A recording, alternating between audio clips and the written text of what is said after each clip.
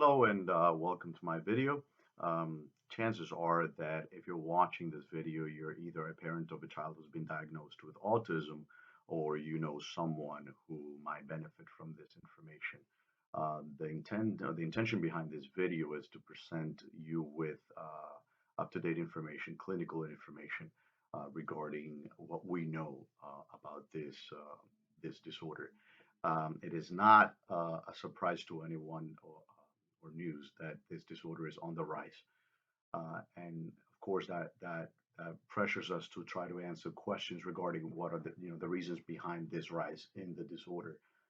Much has been said in the media, much has been speculated, and I think that as clinicians, it is our responsibility to present this information to the public in a responsible manner, with the understanding that what we say can influence people's decisions.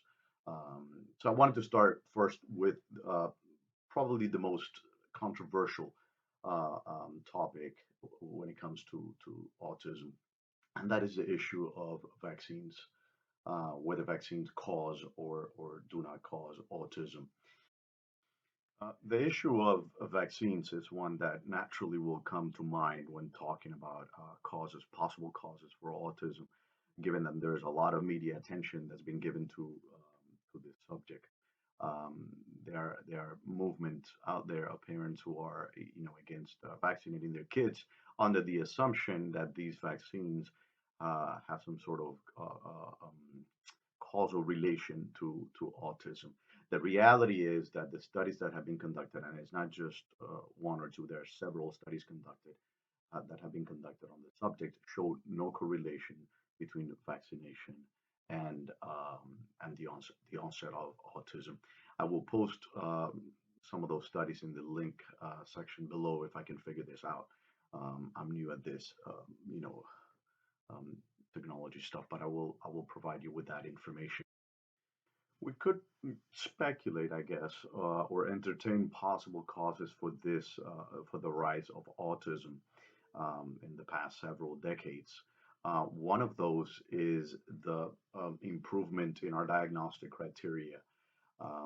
In the 1940s, autism was conflated with diagnosis of schizophrenia, and I think it was not until later diagnostic manuals like the DSM-3, if I'm not mistaken, that these two disorders kind of um, took their separate,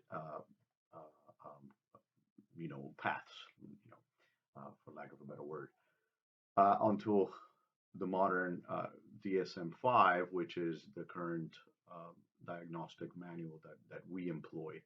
Um, so that's one of the reasons I think that we can ascribe to the rise of autism is that we're better able to diagnose, we're better able to identify it earlier on than we were before. Another possible cause, or well, I shouldn't say another possible cause because I don't. There are no definite causes for autism. There are a multiplicity of causes that work together. Okay, but another reason that we can look as um, as autism rises is the increase in world population. Over the last 50 years, we have seen an explosion in human growth, and that, of course, accounts for the increase as well of not only autism, but we've seen an increase in Alzheimer's, different types of cancers, and this can be attributed in part, of course, to a rise in the population. The larger the population, of course, you're going to see a larger prevalence of different diseases, disorders, and so on, other epidemiological factors. Another contributing cause can be accounted uh, by the increased complexity of the world in which we live, and this complexity comes with different nuances. Okay, as we increase, and what I mean by that is that as we increase in our ability to develop new technologies and to use them and to integrate it into our daily lives, we have seen that we are that it comes at the cost of interpersonal communication, interpersonal relations, spending time with one another, etc.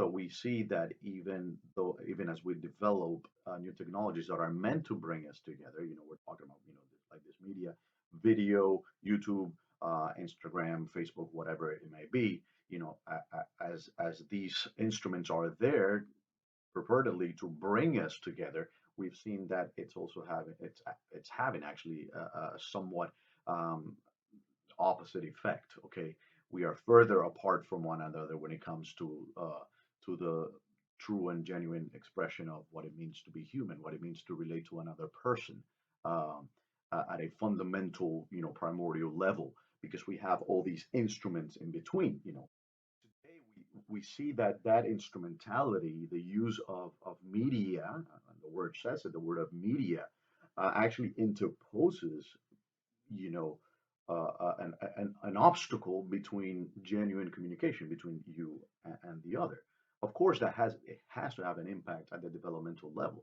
A lot of parents, when I talk, in my practice, when I talk to parents and they tell me, oh, they seem to be under the impression that the use of media, of screen time, it's actually having an impact on their children's brain as far as autism, which is the topic that we're discussing. And I've given a lot of thought to that. I said, well, is there something to that? Is it possible? I don't know, the blue light that's coming from the screen that has an impact on the at the neurological level. I don't know. I haven't been able to find any studies on that. But what it seems to me is not so much that screen time is causing that, but it's actually the substitution of other forms of communication and interaction by screen time. So it is not that screen time causes these impairments or contributes to these impairments, but it's rather that because we are not spending time together as a family. We're not spending time eating together, sharing our lives with one another and having discussions and even arguments, because we're not spending the time with our toddlers and with our children, on the floor playing with them. They're just not given the opportunity, the environmental opportunities to face those interpersonal and communication challenges that allow their brains to develop uh, um, in a healthy fashion. So it is not, it's an equivocal cause. If you want to get philosophical, it's an equivocal cause in the sense that it is not screen time that can be, it's correlated, but it's not the cause. The cause is the deficits. Our children are starving of communication and human contact, and I see that as having a more powerful impact on the development of autism as well as ADHD and other mental disorders. Of course, this is something that needs to be further evaluated. I'm just providing a hypothesis, okay, of what can be a contributing factor to the rise of autism. Okay, I wanted to finish this video with a quote from one of the studies that I will be presenting or posting in the link below. If you want to further read on the subject, this is a Danish study that was conducted to look into the cause-effect relation between vaccines, and autism, particularly with regards to thimerosal that was contained in some of these vaccines in the past. And it reads like this. Let me look it up, pull it up. It says, although immunization provides important benefits to public health, associated risks are inevitable. However, studies have consistently failed to identify a cause-effect relationship between thimerosal and autism. In addition, the prevalence of autism has increased despite decrease in thimerosal content of vaccines.